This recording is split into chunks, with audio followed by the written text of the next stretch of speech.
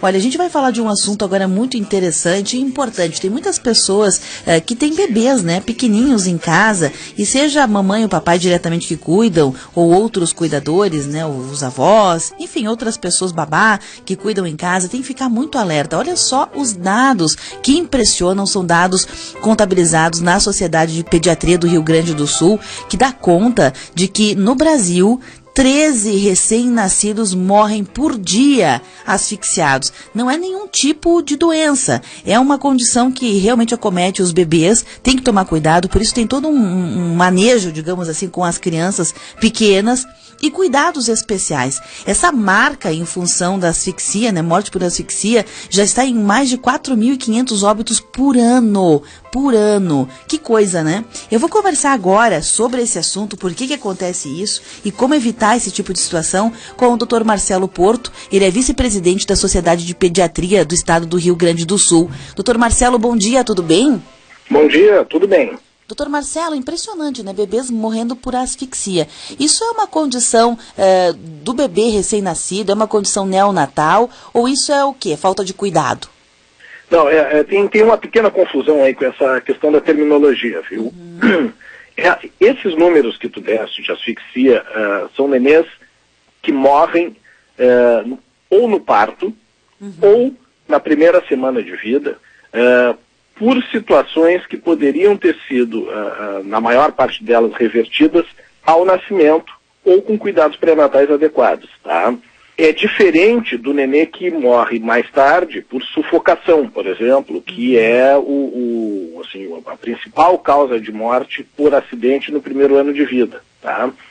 Mas são situações completamente diferentes. Esses números dos 13 recém-nascidos morrendo por dia no Brasil, o que dá quase 1 a cada 2 horas, eles se relacionam a questões do atendimento em sala de parto ou a questões relacionadas ao final da gestação ou ao período do parto e trabalho de parto propriamente dito. Mas aí o senhor disse, eu entendi agora, doutor, mas só para a gente aprofundar um pouquinho mais, eu disse até a primeira semana de vida.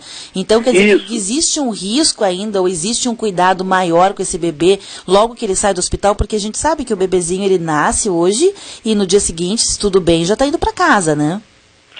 Normalmente a gente dá alta em torno de 40 horas, mais ou menos, um pouquinho antes, um pouquinho depois, conforme as condições da mãe e do recém-nascido, tá? Esses nenês que entram nessa estatística não são nenês que vão para casa.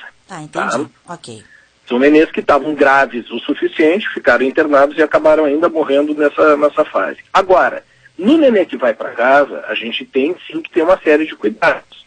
Então, o principal deles hoje, posição para dormir, que é barriguinha acima. Por que isso? Isso vale até, no mínimo, 6 meses de vida, se possível até mais próximo de 1 ano.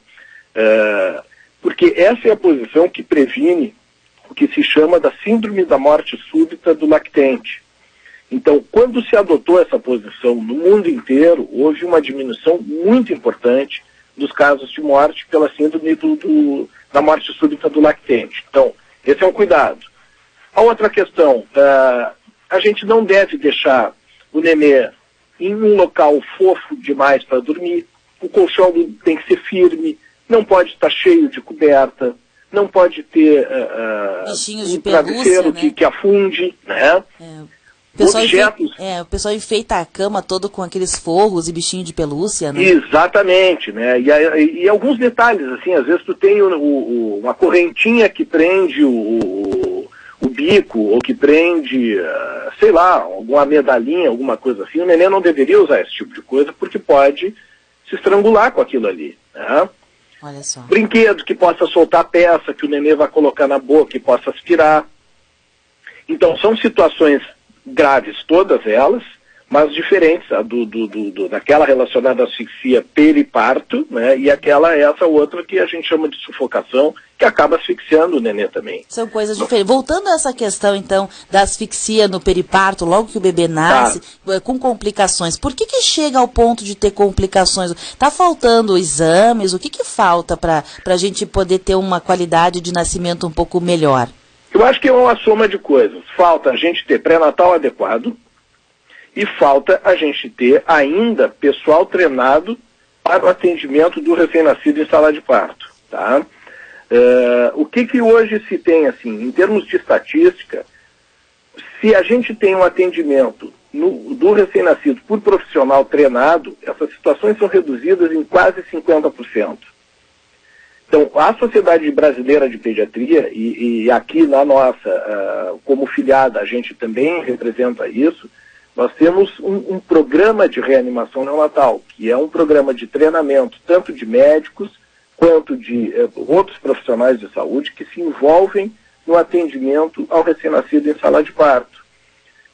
Esses são cursos que a gente ministra pelo estado inteiro, nós temos instrutores pelo estado inteiro, e aí em Caxias tem alguns, cuja função é treinar esses profissionais para o atendimento do recém-nascido em sala de parto. E aí a gente já tem uma redução muito importante dessas complicações de asfixia.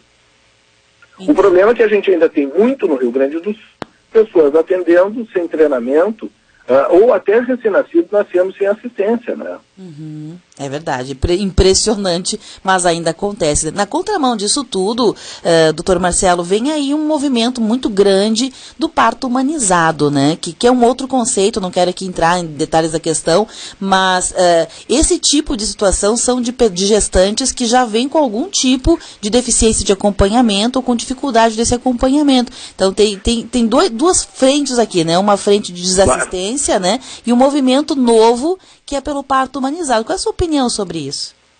Essas nenês que vão à complicação por asfixia, às vezes são gestantes até muito bem acompanhadas, mas que por alguma intercorrência na hora, e vamos colocar algumas situações, um descolamento de placenta, um nó de cordão, uma cervical de cordão mais importante, né, uma circular mais importante, e assim vai, N outras situações que podem complicar levando a isso. Então isso pode acontecer tanto no que se chama hoje do parto humanizado, quanto no parto tradicional, esse aí em hospital. Agora, em relação ao parto humanizado, eu não tenho nada contra a ideia do parto humanizado realizado em ambiente com segurança. Então, qual é o ambiente, na minha opinião, com segurança? Ele é um ambiente hospitalar, que vai contar com a presença do pai sem problema nenhum, que vai participar em todos os momentos do nascimento, ou alguém que a gestante pedir para estar junto, né? Mas eu não sou favorável à ideia do parto domiciliar. Eu acho que o parto domiciliar põe tanto a mãe quanto o recém-nascido num risco que não deveriam correr. Uhum. E se dá uma complicação, a gente não tem como resolver. Esse é que é o grande problema. E a gente nunca pode prever quando essa situação vai acontecer.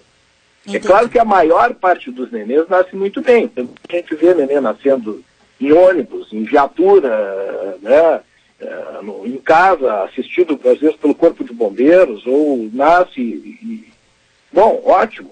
Só que um nenê que morrer assim faz uma diferença enorme, porque é uma tragédia na família. Imagina, né? Que não, né? Tá louco. Nem é bom pensar nisso, né, doutor? E isso grave, a gente tem visto com mais frequência agora, quando começou essa história do tal do parto domiciliar, né? Situações, às vezes, dramáticas de pessoas chegando com recém-nascidos quase mortos ou recém-mortos em hospitais, e aí já não tem mais nada o que fazer. Né? Entendi. Bom, essa formação de equipe passa também pela questão da enfermagem ou mais equipe médica? Sem dúvida. Sem dúvida nenhuma. Agora, só para tu teres uma ideia, esse sábado passado, nós treinamos 12 enfermeiras de vários pontos do estado, na Sociedade de Pediatria. Então, esse envolve enfermeira, levando assim ao extremo, a Sociedade Brasileira tem até um curso para parteiras. Né? Só que aqui no Rio Grande do Sul ele praticamente não existe, porque a figura da parteira ela é muito pequena ainda dentro do nosso estado. Né? Claro, mas ele...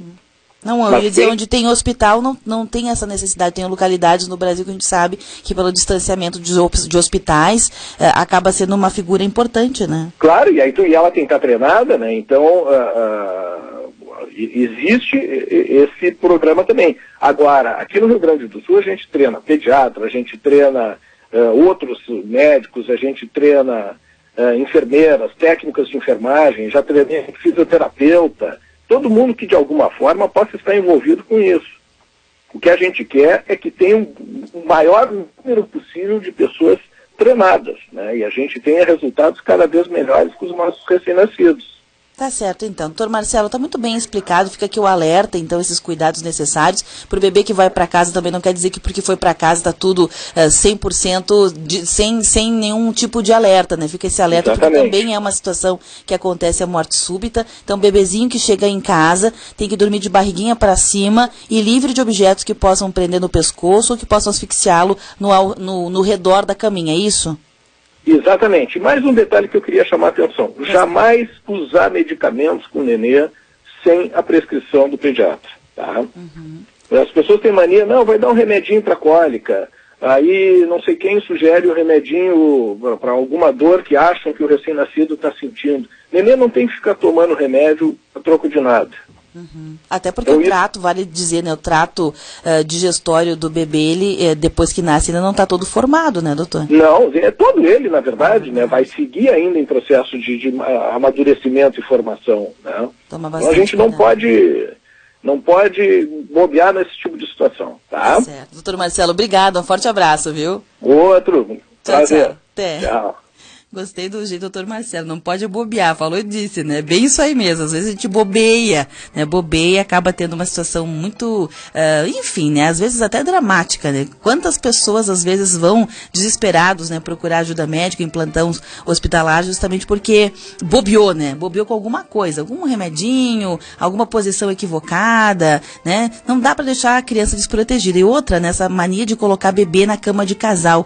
Olha, é impressionante como tem gente que coloca bebê, né, na cama de casal sem nenhuma proteção, o bebê se mexe, se vira, ou alguém, sei lá, foi brincar com o bebezinho, deixou mais na ponta. A gente sabe que não é só uma pessoa que cuida, às vezes, da criança. Quantas histórias de bebê que cai da cama, né? Meu Deus, tá louco. O susto que o pai e a mãe levam, né? Às vezes não é nada, às vezes não acontece nada, né? Tem um anjinho sempre protegendo, mas tem que tomar cuidado. Veja bem, o número é impressionante. 13 mortes por asfixia perinatal, ou seja, o nenê que recém-nasceu, na questão ali do parto, ou nas primeiras horas logo após o parto, que pode morrer por complicações.